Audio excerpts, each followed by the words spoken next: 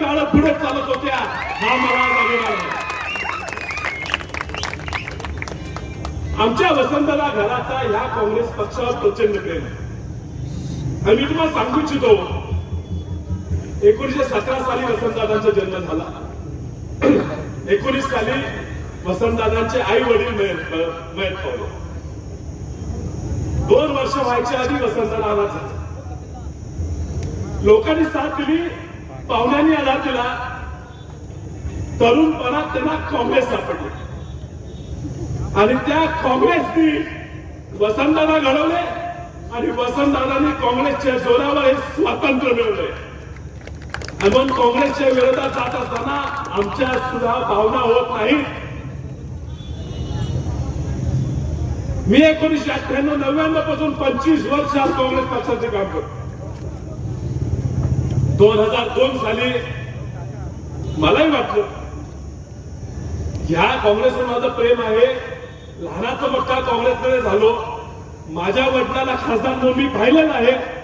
प्रत्येक घरात प्रत्येक पोराला वाटते बापासारखा आपण झालो. मलाही वाटलं त्या घरात जन्माला आलो, माझी काही चूक झाली, माझ्या आजच्यासारखा बापासारखा मला व्हायला पाहिजे असं वाटलं म्हणून माझी काही चूक झाली.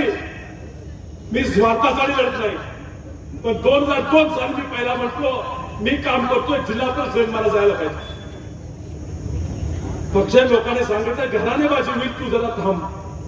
मी थांबलो. लोक म्हटली थांबलो.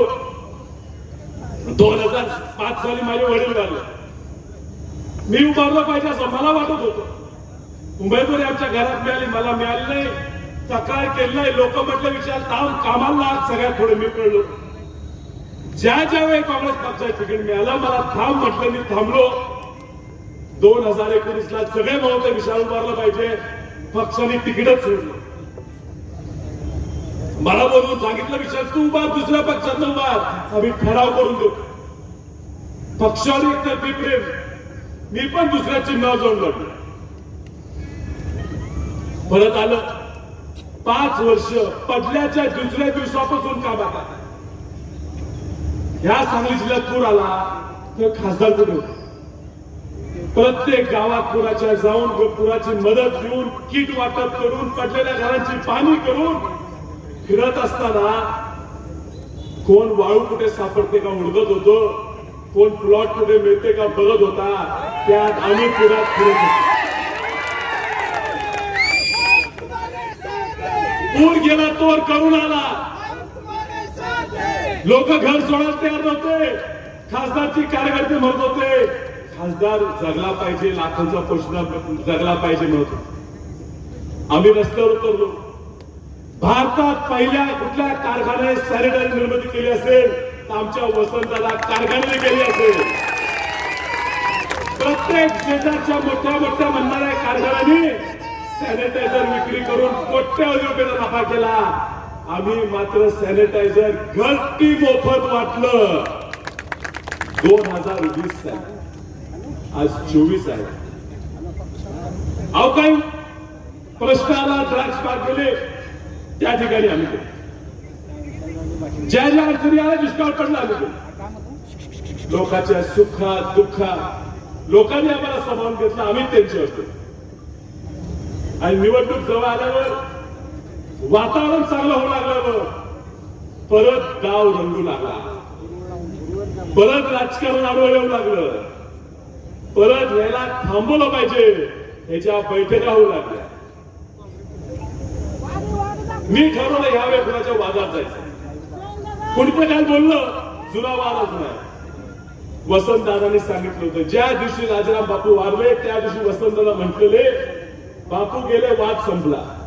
आमच्या दृष्टीनं ज्या दिवशी राजाराम बापू वारले त्या दिवशी वाद संपलेला आहे.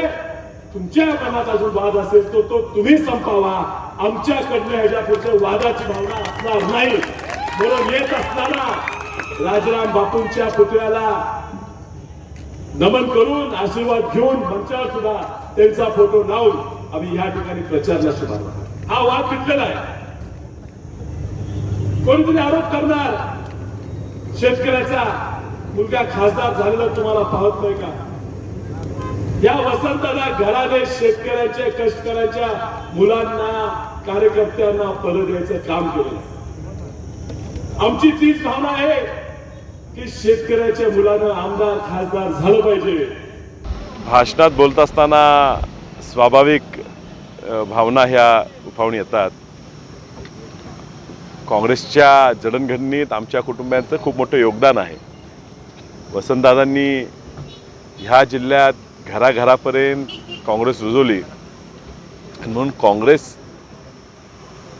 उमेदवारसुद्धा लोकसभेला गेल्या 2 निवडणुकीत मागच्या आणि आत्ताच्या येत नसेल तर जनतेच्या भावना तीव्र होणं स्वाभाविक आहे.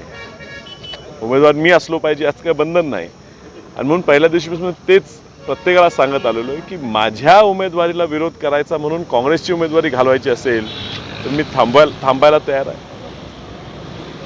लहानपणापासून मला वाटत असेल की मी राजकारणात यावं, पण मी आधी सांगितले की राजकारणात येण्यासाठी किंवा पद भोगण्यासाठी मी माझ्या विचारधारेशी कुठल्याही प्रकारचा समझोता करणार नाही. आणि म्हणून जिल्ह्यातल्या शिवसेनेच्या नेत्यांनी सुद्धा कदाचित माझ्याकडे येऊन मेसेज पाठवायचा प्रयत्न केला की तुम्ही आमच्या मशालीकडे या. राज्य नेतृत्वाकडनं असा कुठला सल्ला आलेला नाही आणि आला जरी असता तर ह्या ठिकाणी आम्ही स्पष्ट सांगितलेलं की आता आम्ही काँग्रेसच्या विचारधारेवर ठाम आहे आणि पुढे त्याच विचारधारेवर काम करणार. तुम्ही आता म्हटलं की हा बंड काँग्रेसचा आहे. काँग्रेसकडनं ती जागा मिळवली. काँग्रेसचा बंड म्हणजे काँग्रेसच्या कार्यकर्त्यांचा बंड, काँग्रेसच्या कार्यकर्त्यांचा रेटा की ही उमेदवारी अजूनही बदलावी, अजूनही काँग्रेसला आपल्या हक्काचा उमेदवार इथं उभा करायला संधी द्यावी. मी अर्ज भरला असेल, ताकदीर भरला असेल तर मी म्हणतो माघार घ्यायची, मी माघार घ्यायला तयार आहे. जर काँग्रेस पक्षाचा दुसरा कुठलाही उमेदवार ठरत जर असला तरी मी थांबायला तयार आहे.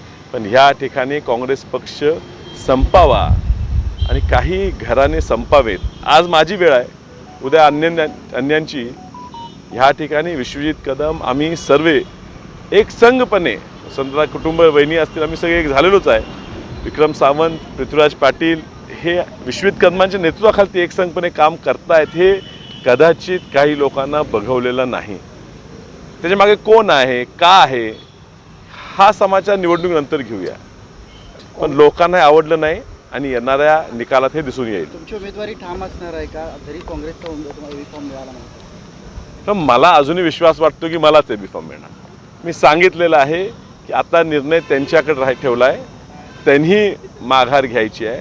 आम्ही कामाला लागलेलो आहे. 2 अर्जही काँग्रेस पक्षाकडनं भरलेले आहेत. एक अर्ज हा अपक्ष भरला आहे, की परंपरेनुसार भरला जातो. पण आपल्या माहितीसाठी सांगतो की काँग्रेस पक्षाचा जो अर्ज असतो त्याला AB फॉर्म आला नाही तर तो आपोआप अपक्षच होत असतो. वेगळा भरायची गरज नाही. फक्त चिन्हाचं प्रेफरन्स अपक्ष राहायला लागलं, त्यासाठी काही तांत्रिक गोष्टी असतात, त्यातला तो भाग आहे. अजूनही एक अर्ज भरायचं आता काम चालू आहे. 3 वाजेपर्यंत तो आता भरला जाईल असं वाटत नाही. तर एखाद दिवस गुरुवारी किंवा शुक्रवारी राहिलेला 4था अर्ज आपण भरू. जास्तीत जास्त लोकांचा पाठिंबा आहे, त्यांच्या सह्या असतात, नेत्यांच्या सह्या घ्यायला लागतात, त्यामुळे एक फॉर्म शिल्लक ठेवलेला आहे. उद्धव ठाकरे यांनी पुन्हा काँग्रेसच्या नेत्यांनी समजावं तुम्हाला, असं उद्धव ठाकरे पुन्हा म्हणतायत.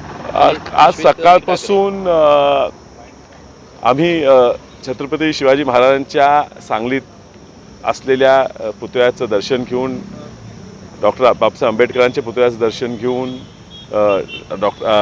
अण्णाभाऊ साठेंच्या पुतळ्याचं दर्शन घेऊन आम्ही सुरुवात केली आणि तेव्हापासून रॅलीतनं वेगवेगळ्या कार्यकर्त्यांना भेटत होतो. त्यामुळे काय नेमकं उद्धवजी बोललेत हे आता तुमच्याकडनंच कळते नाही. पूर्ण समजून घेऊन त्याच्यावर बोलूया. आता निवडणूक लढवण्याचा निर्धार केला आहे, उमेदवारी अर्ज दाखल केलेला आहे. कोणकोणते मुद्दे प्रचारात असतील किंवा विद्यमान खासदारांकडून काय होणं गरजेचं होतं जे झालं नाही असं वाटतं?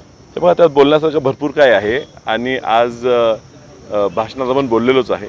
लवकरच प्रचार गावोगावी सुरू होईल आणि त्यात तुम्हाला त्या त्या भागाचे मुद्दे दिसतील. एक निर्धार आहे की सांगलीला शोभेल असं काम मी करणार, सांगलीला आवडेल असा, आपल्याचा वाटेल असा आणि सांगलीला अभिमान वाटेल असा खासदार मी होऊन दाखवण्यासाठी या निवडणूक उतरलेलो आहे.